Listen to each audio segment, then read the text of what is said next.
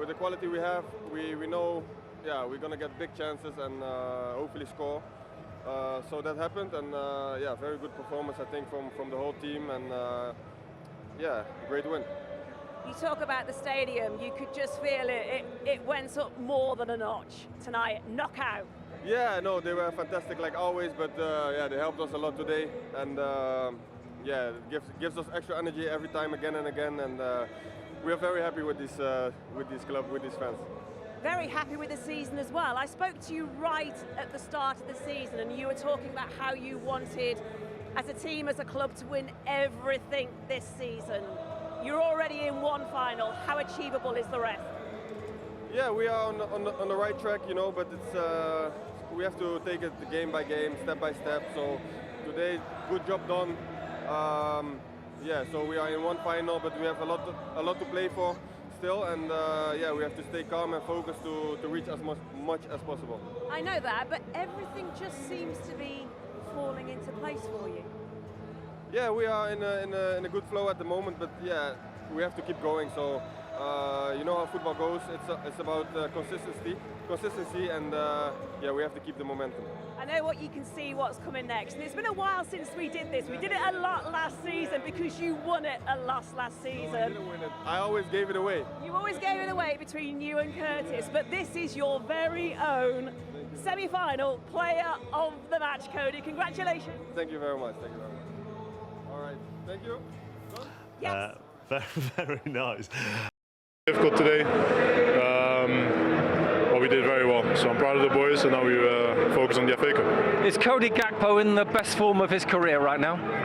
He's doing very well, and I'm proud of him.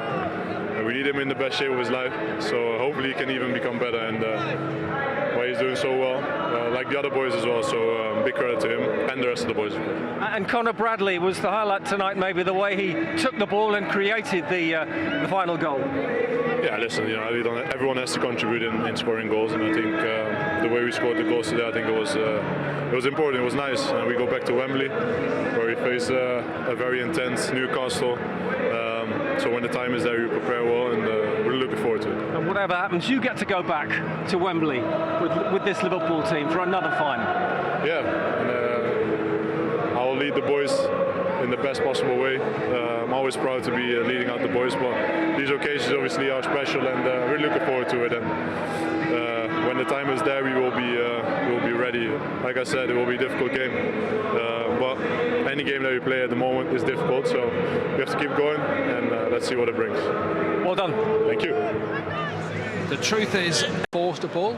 and you could see Ange Postecoglou's frustration on the touchline, and particularly when Bissouma did give the ball away in midfield in a vital area, which led to the Liverpool goal, which means that it's 1-1 on aggregate. You could see his real frustration, Robbie, as you said, because Tottenham have had the ball here so rarely, you need to look after it preciously. It was 3 or 4 times that he gave it away, and Liverpool are really at the best when obviously the counter-attacking like this. They get the ball and they work it quite well.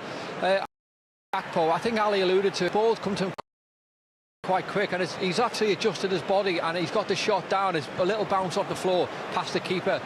Maybe you could sort of throw a little bit of, a little bit of shade onto the keeper. Can he do a little bit better? But I think it's just the strike and the attempt off the floor. Yeah, I think it's just the way I looked at the keeper, but I think it's the way he's just bounced in front of him and skidded off the surface. It's just zipped off it a bit more than I think maybe he anticipated. It's a good strike from Gakpo, isn't it? There, it's a great strike from him, taking it first time, and that's he scored seven in a row here at Anfield, and that's a player playing with confidence. And when you like that, you take your pot shots anywhere. He's been as important as Salah this season in many ways in front of goal, hasn't he? What's he added to his game this season, Gakpo, do you think? I think he was a confidence player. When we spoke before about certain players, I mean, Núñez is a confidence player, Richarlison's a confidence player, and Gakpo's a confidence player. I think when he came to Liverpool, I think he was maybe trying a little bit too hard.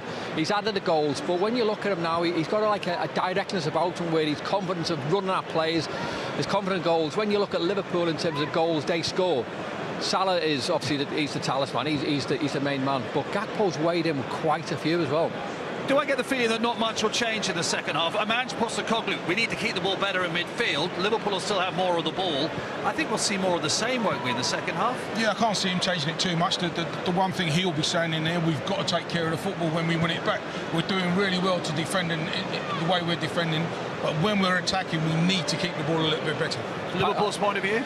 Yeah, no, I think Liverpool is more or less the same. I think a little bit quicker in terms of the final third, trying to break down the Tottenham back line. But yeah, it is a case of that. You know, it's beautifully poised. It really is. Liverpool leading 1-0 against Liverpool at the moment is finding it very difficult. And you were both saying, Les and Robbie, that Liverpool were as impressive without the ball tonight as they were with it and going forward. It was so noticeable, was it, how they pressed and they harassed Tottenham whenever Tottenham had it. I think tonight he was relentless, really. I think they've put in performances like that, you know, this season. But I think tonight there was the energy and the drive, the commitment from the team from the first minute to the last was incredible. Even when the game was won, I thought they were incredible tonight. Yeah, you know, Tottenham with their best 11 would have found it difficult here tonight. The way Liverpool pressed, the way they went after Tottenham with and without the ball. I thought every time Tottenham got the ball, they closed them down. Whenever they had the ball, they picked the right pass every time. Tottenham, for me, started slow, and I think when you start slow, very, very difficult to take the tempo up. You start quick, and if you lose a little bit of tempo because you get tired, you've still done the work. But Tottenham started slow and couldn't get into the game after. Nevertheless, Tottenham was still in it at half-time because it was level on aggregate, but the penalty at the start of the second half really made it so difficult for them. How many times tonight, Rob, we've seen, look at the touch of Salah, look at the touch and the weight, look at the touch. Well, it's a touch, but also what we said about Tottenham giving the ball away and playing into Liverpool's hands, but the touch from Salah, the turn, and then obviously having to drive the ball. I think it was a penalty. There was a little bit of debate whether the keeper got the ball, but it was a penalty. And what about the finish for a penalty? I mean, it was emphatic, wasn't it? I think as a centre forward, you know, they just get a touch on that, and the goalkeeper has to take you over. But then look at this. That's just. Well, listen. He's not actually infallible from the spot, fun enough. He's missed 8 out of 49, which is more than you would think. But that is as good as it gets, isn't it? I mean, look, he's incredible player. I mean, his stats, his numbers. I mean, we spoke before about him not having any goal involvements in the first leg. I think he's made up for it tonight, hasn't he? Absolutely. And again, as you say with the penalty, Rob, you both think, and Nunes, as long as I get there first and get a touch, the keeper's going to bring me down here. Exactly. He gets there first. It takes a little touch past the keeper, and you know what? Yeah. It's going to happen. You know, he's going to go down. He's going to not go down in terms of, you know, he's looking for looking for the penalty, but he's going to go down just because his momentum's going to go. Yeah, absolutely. Let's have a look at the third goal as well. Then, and Conor Bradley's part in it again. The way, Les, that he smells the opportunity, doesn't it? And the timing and the pass, the touch on the pass. Again, Tottenham give the ball away, and Bradley's run is brilliant. You know, all through the game he went around the outside. This time he goes through the middle and takes a tremendous, look at this run, tremendous touch. First time, and this is where Liverpool were exceptional today. Their first and second touches were, you know, always got them into a position where they were going to attack Tottenham, and Tottenham couldn't get near them. I'd maybe query the not the tactical obviously formation, obviously, and you know, maybe added in the second half there, but McAllister was allowed to run for 20-30 yards before anyone got near him. And you know, you can't be doing, especially games like this, you can't be allowing players to run 20-30 yards. But McAllister, Jota, Elliott, Diaz coming off the bench, you know, vis-a-vis what Tottenham could bring off the bench because of their injuries. I mean, fair play to Liverpool for having got a squad together in the way they have, at the cost they have as well, is mightily impressive. It was brilliant. We were saying during the game, actually, you're looking at the Liverpool bench, you're looking at the Tottenham bench, and there's so many changes, so many, you know, permutations you can make with the Liverpool bench. The Tottenham bench was struggling to sort of come on and, you know, change games. Yeah, it's difficult. You look at the injuries that Tottenham have got, but like I said, even with their best 11 tonight, I think Liverpool playing the way they played today, you know, the tempo was too slow, and they just couldn't. Solanke was the biggest miss of the lot, wasn't he? Because there was no one to knit it together to hold it up for Tottenham. Yeah, I mean, Tottenham had to play a certain way. They was always going to play that way tonight, and they didn't have an out ball, and that was the biggest thing in the first half. The ball just, every time they tried to go forward, it just kept. مسلسل درامي في برشلونة كل موسم عنوانه الضائقة المالية.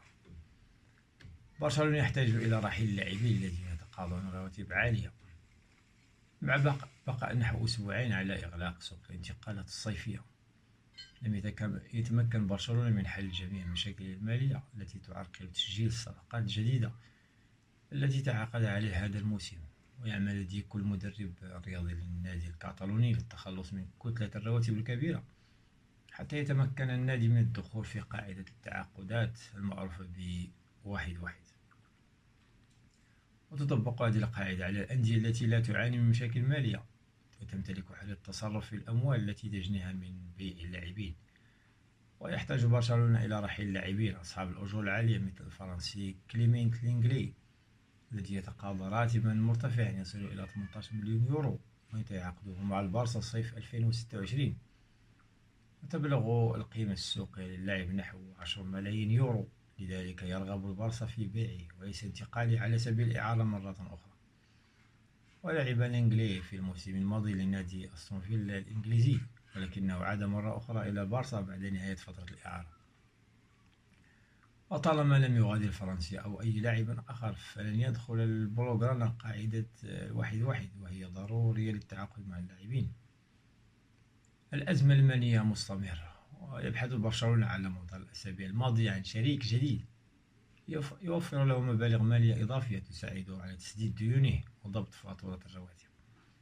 وأعلن البارسا رسميا تفاصيل عقد رعاية جديد مع شركة أرماراك للطهي، والذي سيسمح له أخيرا باسترداد مبلغ 40 مليون يورو المعلق لدى شركة ليبيرو الألمانية.